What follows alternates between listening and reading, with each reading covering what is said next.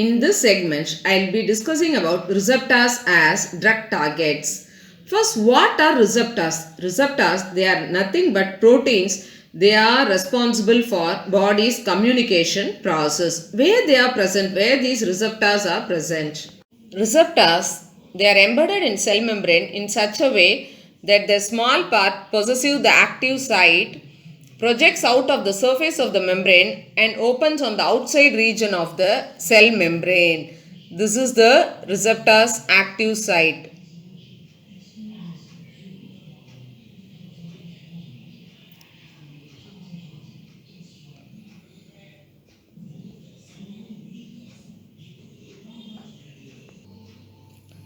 In the body, the message between two neurons and that between neurons to muscles is communicated through certain chemicals. These chemicals, they are known as chemical messengers. They are received at the binding site. They are received at the binding site of the receptor proteins.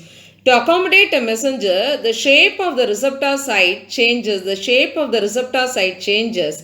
This brings about the transfer of message into the cell.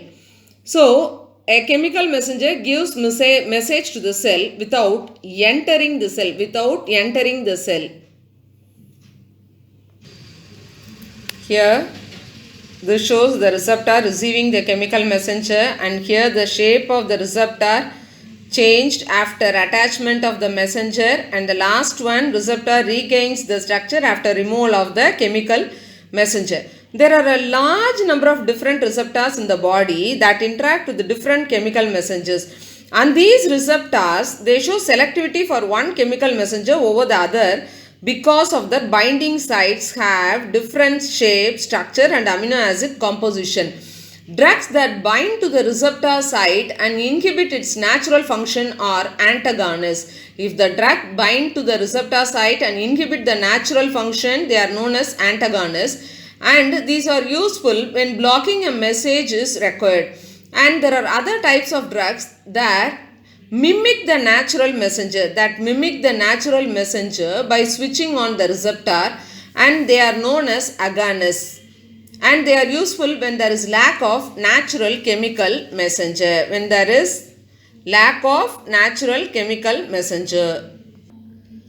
Now, let us discuss about the therapeutic action of different classes of drugs. First one is antacids. Overproduction of acid in the stomach, it causes irritation and pain. In severe cases, ulcers are developed in the stomach. Unless 1970, only treatment for acidity was administration of antacids such as sodium hydrogen carbonate or a mixture of aluminum and magnesium hydroxide.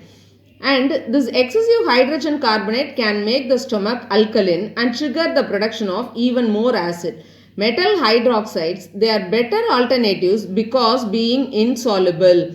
They do not increase the pH above neutrality. These treatments only they control the symptoms and not the cause. Therefore, with these metal salts, the patients cannot be treated easily.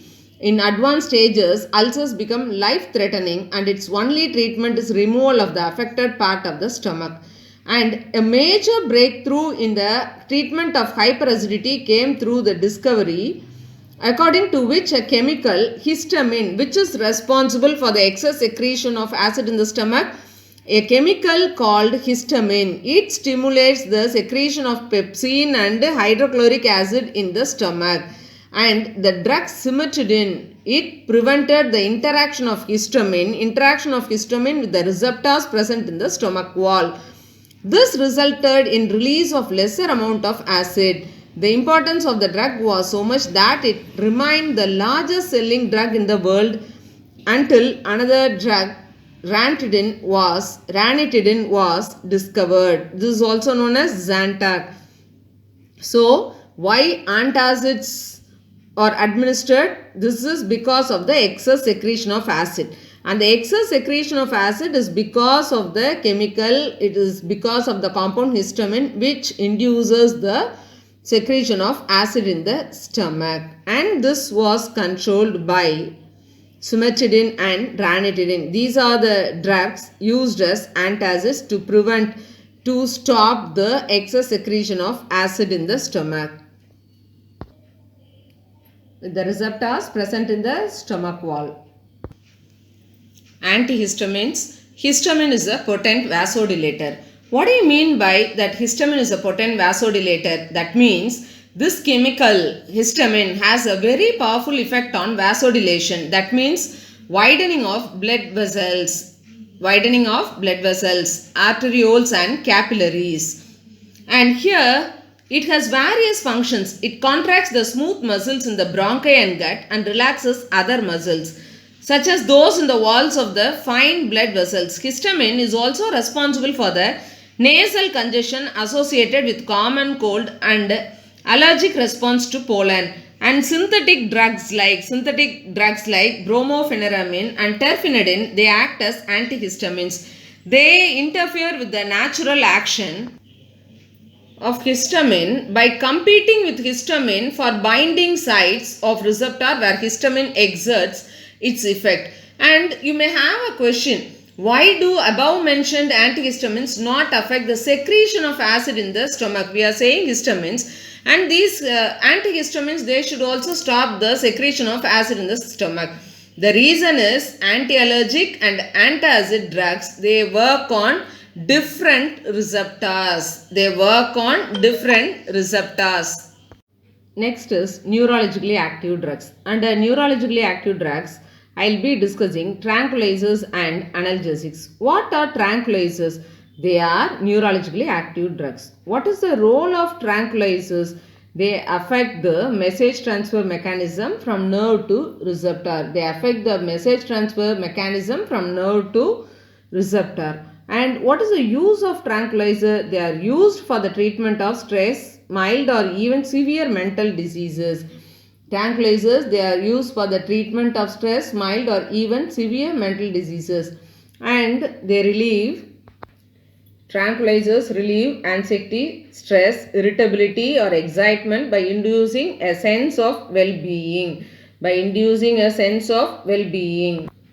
Tranquilizers, they form an essential component of sleeping pills, and there are various types of tranquilizers. They function by different mechanisms.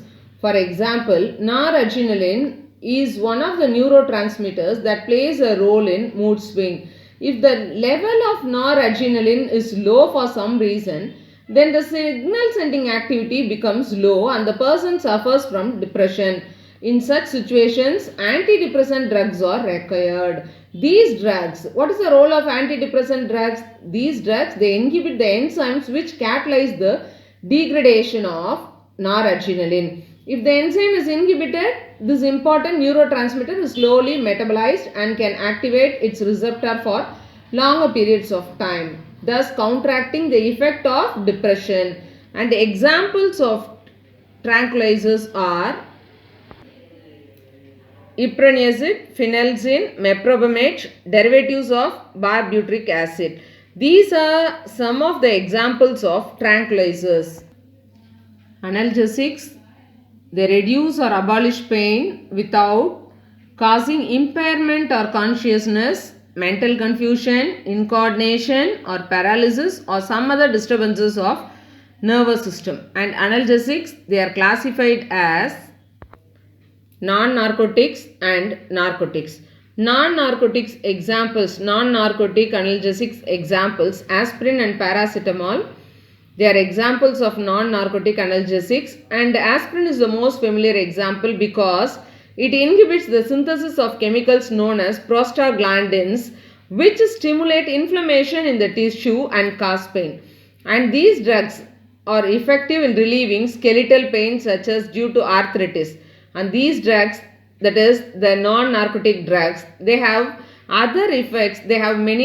These drugs, they have many other effects such as reducing fever. When they reduce fever, these drugs, they are known as antipyretics, and they are used in preventing platelet coagulation. Because of its anti-blood clotting property, aspirin finds use in prevention of heart attacks. Narcotics, example, morphine and its homologs. When administered in medicinal doses, they relieve pain and produce sleep. In poisonous doses, they produce stupor, coma, convulsions and ultimately death. Morphine narcotics, they are sometimes referred to as opiates since they are obtained from the opium poppy. And these analgesics are chiefly used for the relief of post-operative pain, cardiac pain and pains of terminal cancer and in childbirth.